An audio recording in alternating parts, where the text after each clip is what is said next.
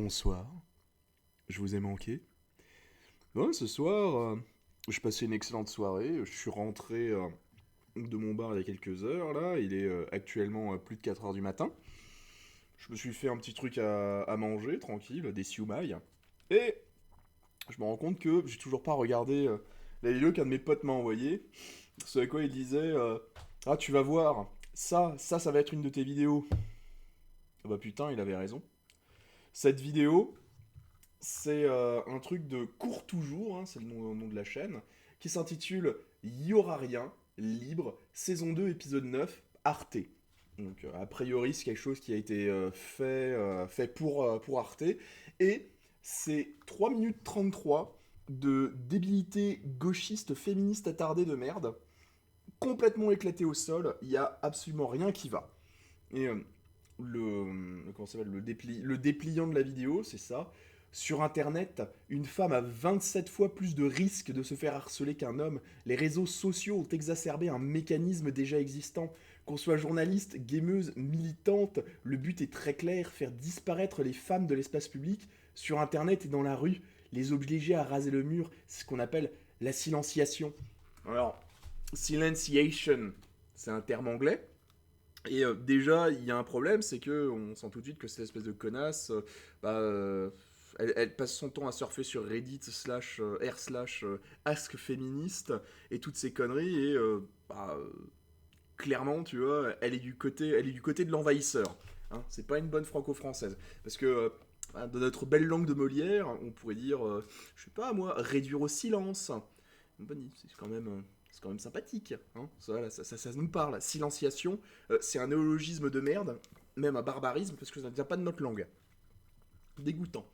Et donc, quand j'ai regardé cette merde, eh bien, j'ai commencé à taper un long commentaire parce que ça m'a clairement fait sortir de mon stoïcisme. Il y a rien qui va dans cette vidéo. Je vous mettrai le lien dans la description. Franchement, ça vaut le coup d'œil. C'est un exemple de médiocrité de la pensée féminine. Il n'y a rien à sauver. Absolument rien. Et j'ai donc tapé mon commentaire, et puis finalement, je me suis rendu compte que mon commentaire était quand même suffisamment bien structuré pour que je puisse en faire une vidéo sans avoir trop à le faire. Donc voilà, je vais vous lire mon commentaire. Euh, je vous invite à regarder ces 3 minutes 33 de vidéos de merde et surtout à dislike cet infâme étron, cette preuve que la pensée féminine ne vaut rien et que la pensée féministe vaut encore moins. Et voilà, on se retrouvera ensuite pour de plus belles aventures. Hein. Alors, mais il n'y a rien qui va dans cette putain de vidéo. Entre l'intro qui essaye de démontrer par un parti pris débile de gauchistes attardés que les forces de l'ordre sont fondamentalement du côté de l'agresseur, je rigole, le choix du prisme uniquement féminin, sous-entendant que parce que femme, votre opinion serait fondamentalement juste, et donc toute attaque sur cette dernière serait une agression, que toute interaction vécue sur Internet serait une agression, encore une fois, on se moire bien, sur les 2000 commentaires du cas au début de la vidéo, les 2000 messages seraient tous des messages d'insultes. Quelle blague. De toute évidence, l'évidence que Madame défendait n'allait pas d'elle-même. Peut-être faudrait-il réévaluer son point de vue et potentiellement arriver à quelque chose de plus nuancé. Les opinions factuelles ont rarement des réactions épidermiques. À tous les coups, Madame a dit une énorme connerie et n'a pas la présence d'esprit de se remettre en question.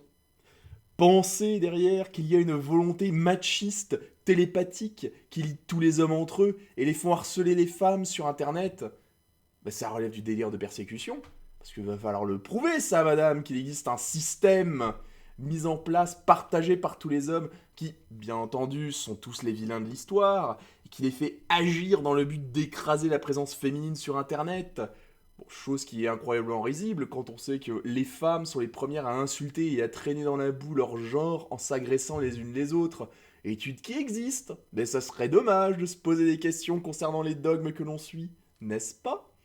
De même, c'est pas très malin d'attaquer l'anonymat sur Internet quand tout ce que t'as à faire pour éviter les attaques de genre sur Internet, c'est juste de rester anonyme. Ah, mais ça serait priver les femmes d'attention, et ça, elles ne peuvent pas le supporter. Et oui, oui, je fais du blâme de victime.